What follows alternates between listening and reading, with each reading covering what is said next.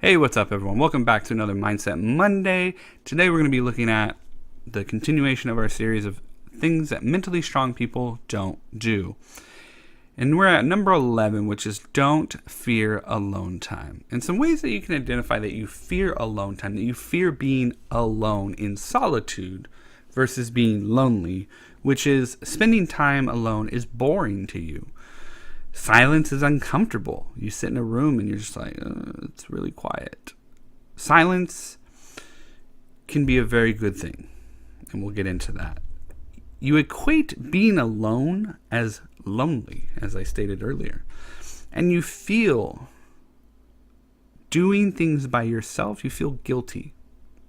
Now, I don't know why somebody would feel guilty unless they think that they're not giving their time to somebody. That's the only thing I can think of. Some problems that can arise is you waste time with busy engagements, meaning you fill your calendar with things just so you can think that you're not wasting any time.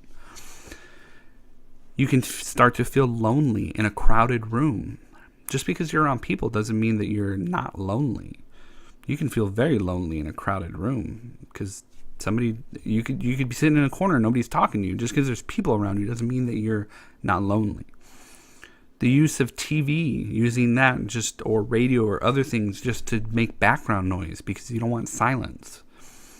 And you can also become dependent on others to distract yourself. And that's a very big problem because then you become dependent on others having to be around just so you don't feel like you're alone. Some solutions on how to fix this is reflect on your goals. Pay attention to your feelings. Write them down in a journal. Write your goals down in a journal. And last one, set new goals. Sit there and be by yourself and set new goals. Now, this is something that I do as much as possible as far as being in solitude. I like to be alone at times, but I also like to be around others. I like to spend time with family. I like to spend time with friends.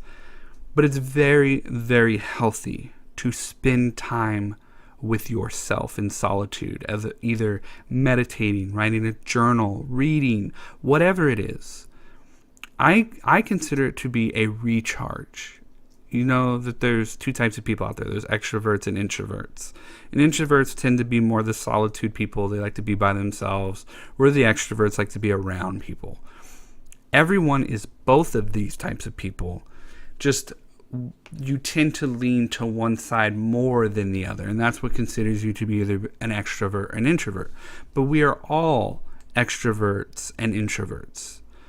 Sometimes, for me, I love to be around people. I love to be, in a very engaging environment and talk and laugh and have a good time. And then there's other times I like to sit in silence and just think and contemplate and look at different things and assess my life and just be by myself and be in solitude. I tend to be more of an extroverted person, but I do have introvert qualities. And so you should never pigeonhole yourself to be, I'm an introvert, that means I can never go out and have fun. That's not true. Or vice versa, if you're an extrovert, I can never spend time in solitude, I can never spend time by myself. That's also not true. So you really just have to pay attention to yourself, because it comes down to, if you're not happy, how are you going to make other people happy? Really take into account that your happiness does matter. And sometimes that means staying at home, curled up on the couch, in silence. Just for a second, just listen. It's okay to have that. It's okay to not have background noise. That's what I got for you guys today. I hope this was helpful. Hope you look at alone time in a different way now. It's not being lonely. It's not loneliness. It's solitude. It's recharge. It's to help you be able to help others. So I hope you have a wonderful day, and God bless.